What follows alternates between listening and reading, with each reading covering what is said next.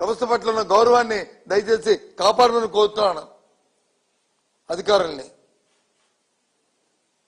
అంతేగాని తానా అంటే తందాన అనుకుని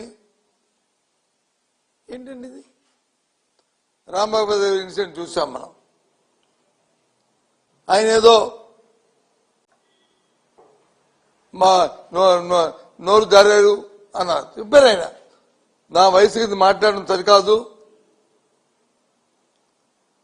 నేను అనలేదు. అది కూడా నన్ను వచ్చి ఎవరైనా తిడితే దానికి బదులుగా చూసుకుందామని చెప్పి అన్నాను తప్ప నేను ఏ వ్యక్తిని అనలేదని చెప్పాడు. అయినా దాన్ని విత్డ్రా చేసుకున్నానని చెప్పాడు. మనం తీసుకొని చరిత్ర తీసుకోండి. అయినా వాళ్ళేదో మాట్లాడారు, బాస్తూ లేదు, తెలుగుదేశం పార్టీలో ఉన్న వాళ్ళు మాట్లాడారని మేము మాట్లాడాల్సిన అవసరం మాకు లేదు. ఉదాహరణకు చెప్తున్నాను. కానీ అయితే పోలీసుల దగ్గరుండి ఆయన మీద దాడి చేయిస్తారా? కార్యకర్తలు దాడి చేయిస్తారా? మనుషులు కార్యకర్తలు అంటే ఎవరికి లేరనుకుంటున్నారా? దయచేసి ఇది సాంప్రదాయం కాదు. ఆంధ్ర రాష్ట్రం,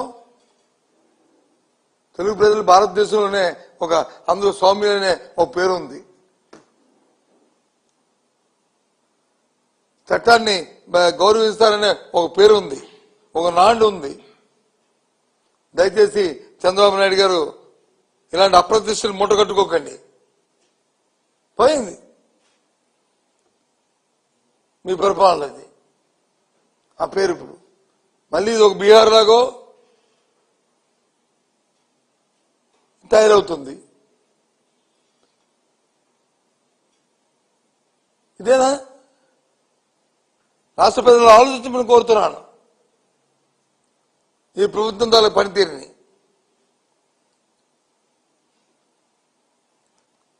ఏదైనా ఒక సమస్య వస్తే, ఒక ఇష్యూ వస్తే దాన్ని ఏ విధంగా డైవర్ట్ చేయాలి, ఏ విధంగా మార్పు చేయాలి అని ఏది నచ్చితే చేతికొచ్చిన పని నోటుకొచ్చిన పని చేసి ప్రజా జీవితానికి నష్టం వచ్చేటట్లు, ప్రజా జీవితాన్ని ఇబ్బంది పడేటట్లు కార్యక్రమాలు చేయడం అనేది పరిపాలిస్తున్న ముఖ్యమంత్రికి తగదు.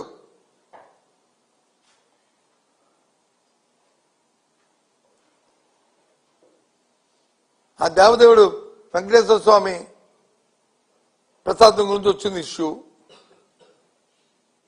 మీరే చెప్పారు కదా, నేనే శ్యామలరావు ఆఫీసర్ వేశాను, ఎన్డీపీ రిపోర్ట్ మీద తెప్పించామని. ఎన్డీపీ రిపోర్ట్ చెప్పింది కదా, సిబిఐ చెప్పింది కదా.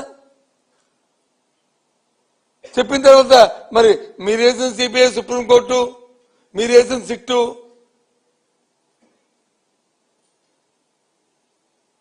ఇచ్చిన ఫైండింగ్ల మీద మీకు నమ్మకం లేకపోతే అంటే వ్యవస్థ మీద మీకు నమ్మకం లేదు అంటే చంద్రబాబు నాయుడు ఏది చెప్తే ఏ జువా అని వెంటనే అది చేయాలా? ఇదే ప్రజాస్వామ్యం అనుకుంటున్నారా? మీరు జాగీరు అనుకుంటున్నారా ఈ ప్రభుత్వం అంటే?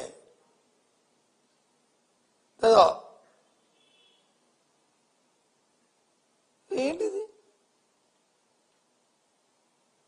పైపెచ్చు పెద్ద పెద్ద వాళ్ళ పోస్టుల్ని ఇవాళ ఉదయం వస్తున్నప్పుడు వచ్చే విశాఖపట్నంలో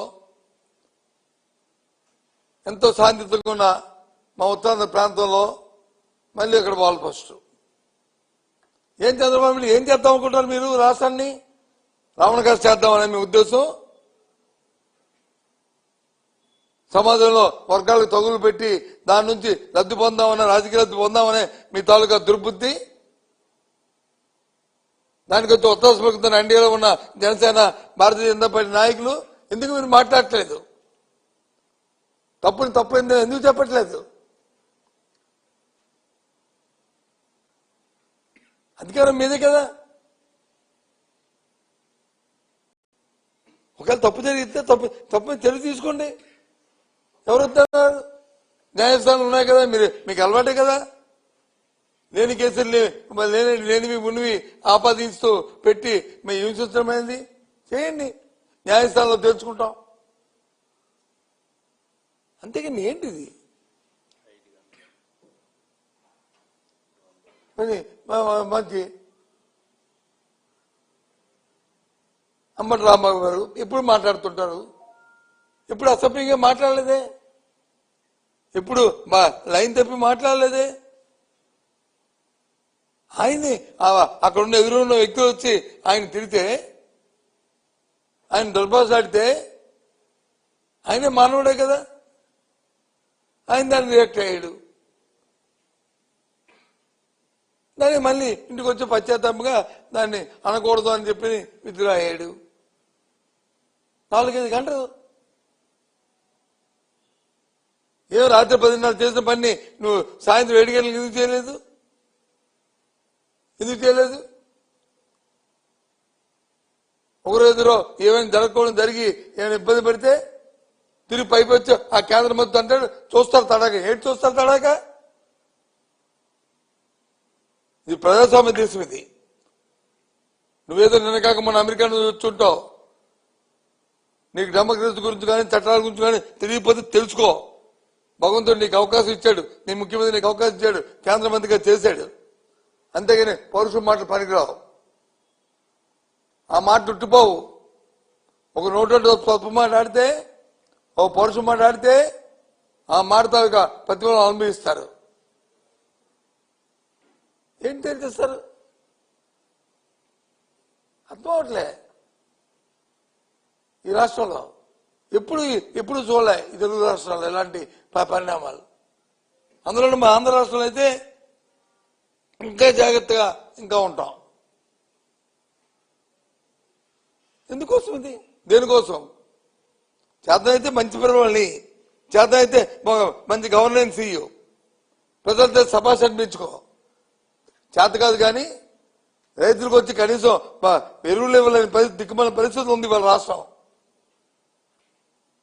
ఆడవాళ్ళకి వచ్చి డోక్రా మహిళలకు వచ్చి 0 వడ్డీ ఇవ్వలేని దౌర్భాగ్య పరిస్థితి ఉంది రాష్ట్రం. సంపద సృష్టి అని చెప్పి నీ కుటుంబ సభ్యులకు వచ్చి వైజాగ్ లో 5,000 కోట్ల రూపాయల్ని మరి భూములు దాదాపు చేయడానికి గీతంలో చంద్రబాబు నాయుడు గారు ప్రయత్నం చేయట్లేదా? ఇది వాస్తవం కాదా? ఇది అబద్ధమా? చెప్పండి. ఇదేనా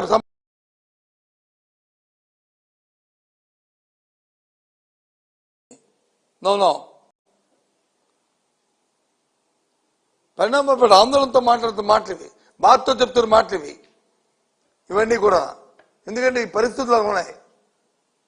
ఇలాంటి పరిస్థితులు రాష్ట్రంలో జరగకూడదు. తప్పుని ఎవరు సమర్థించం. తప్పు అయితే తప్పే. తప్పుని చట్టపరంగా చర్య తీసుకుంటా. తప్పుని ఏం జరిగింది చట్టాన్ని చేతిలో తీసుకుంటావా? ఇలా పోతే ఎక్కడికి వెళ్ళిపోతుంది రాష్ట్రం? ఏం చేద్దాం అనుకుంటాను మీ ఉద్దేశంలో? టాటా తప్పులకి వచ్చి కుందరు బెదిరితే బెదరచేయటం కానీ వైసీపీ పార్టీ బెదరదు. చూస్తున్నాను ప్రజలందరూ కూడా వాస్తవాలు ఏటో అందరూ కూడా దాన్ని పరిశీలిస్తున్నారు. కాలమే చెప్తారు దీనికి మీకు సమాధానం. పెట్రోల్ పంపులు ఇస్తారంటండి. పెట్రోల్ పంపులతో మరి జోగి రమేష్ గారు ఇంటి మీదకి వచ్చి ఇసిరి ఏం చేద్దాం ఇంట్లో ఉన్న వాళ్ళందరినీ మీరు అంటే సత్యదాన్ని ఇంట్లో పెట్టి చంపేద్దాం అనుకుంటున్నారా? ఇదేనా సంస్కారం? అందుకని మీకు అధికారం ఇచ్చింది. రామారావు గారి ఇంట్లో ఆడవాళ్ళు ఫ్యామిలీ కూతుర్లు ఆ భార్య అందరూ ఉంటే ఇంటి బయట వచ్చి 100 మంది వచ్చి వెళ్ళి వాళ్ళని వచ్చి చేద్దామని ఏంటిది? పోలీసు ఏం చేస్తుంది? ఆ 3 సోమాలు ఎందుకున్నాయి మీదేమైంది మీ భుజం మీద? దేనికోసం? దయచేసి ఆలోచండి. రాజకీయానికి నేనేం చెప్తాం మేము, అవసరాలకు ఏదైనా మాట్లాడతాం మేము. కానీ ఉద్యోగంలో మీ ధర్మం మీకుంది.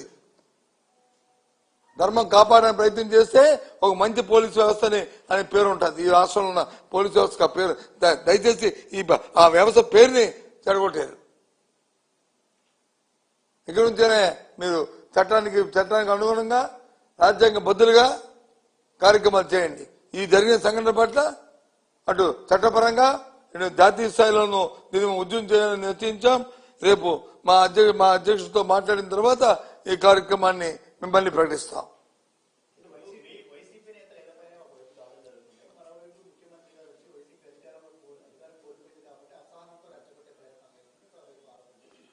మేమెందుకని రెచ్చగొడతాము?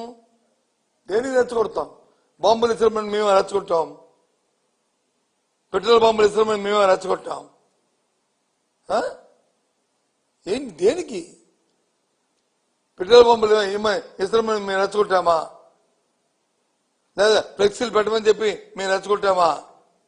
లేకపోతే ఎన్డీపీ రిపోర్ట్లో వచ్చి, లేకపోతే ఎన్డీఆర్ రిపోర్ట్లో వచ్చి యానిమల్ ఫ్యాట్ లేదని రిపోర్ట్ ఇచ్చి ఫాల్స్ రిపోర్ట్ ఇచ్చి మేము తెప్పించామా?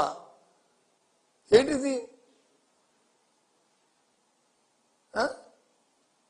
ఆ దేవదేవుడిని అపాదం చేయడానికి అనేది ఇంతమంది మనోభావాల్ని మీరు వచ్చి ఆడుకోవడం న్యాయమా? అది ఇదే కార్యక్రమం? చెప్పండి, ఎందుకు చేస్తాం? కాలం చెప్తుంది. మీరు మీరు మీరు పరిపాలన సక్రమంగా చేస్తుంది. ఇప్పుడు వచ్చి 8 నెలలైంది, ఫీజు రీయింబర్స్మెంట్ ఇచ్చారండి విద్యార్థులకి? ఎలా చదువుకుంటారు విద్యార్థులు? దగ్గర 8 వాయిదాలు అయింది. మీరు ఏది మన ఆరోగ్యశ్రీ ఇచ్చారండి? ఏ విధంగా పేదవాడు వచ్చి వైద్యం చేసుకుంటాడు? చెప్పండి. చిన్న చిన్న విషయాలను వచ్చి మీరు పెట్టగంట ప్రతి వచ్చి పాప ఇబ్బంది పడుతుంటే 5,000 నోట్లోకి వెళ్ళడానికి పేదవాడు వచ్చి కష్టపడుతుంటే ఒక పక్క వచ్చి పరిపాలన గాలి కుదిసి ఇవాళ వచ్చి ఏంటిది? భగవంతుడితో నుంచి సెంటిమెంట్ దాడుకుని అందరం కూడా వెళ్ళి తెల పదిహేను ఇస్తే దేవుడికి దండం పెట్టుకుని వెంకటరామూర్తి గారిని ఒక దేవదైవంగా మన ఎలవేల్పుగా కోరుకుంటున్న వారి మీద అపచారం తీసుకొచ్చి తిరిగి పైపించి అంటారు దేవుడే చూస్తాడు. ఎస్, చంద్రబాబు నాయుడు చెప్పిన మాట కట్టుబడి ఉన్నాం.